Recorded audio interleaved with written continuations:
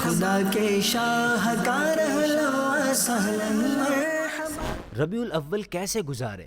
یوں تو سارا سال ہی ہمیں نبی پاک صلی اللہ علیہ وآلہ وصحبہ وسلم کا ذکر خیر کرنا اور اپنے قول و فعل کے ذریعے آپ صلی اللہ علیہ وآلہ وصحبہ وسلم سے محبت کا اظہار کرنا چاہیے، لیکن بالخصوص ربیع الاول میں اللہ کریم کی عظیم نعمت کے شکرانے کے طور پر ذکر حبیب کی کثرت کرنی چاہیے۔ اس ذکر کے بہت سارے طریقے ہیں۔ نبی پاک صلی اللہ علیہ وآلہ وصحبہ وسلم پر درود پاک پڑھنا، نعت شریف پڑھنا، آپ صلی اللہ علیہ وآلہ وصحبہ وسلم کی شان و عظمت بیان کرنا، محفل میلاد منعقد کرنا اور اس میں شریک ہونا وغیرہ ذکر رسول ہیں۔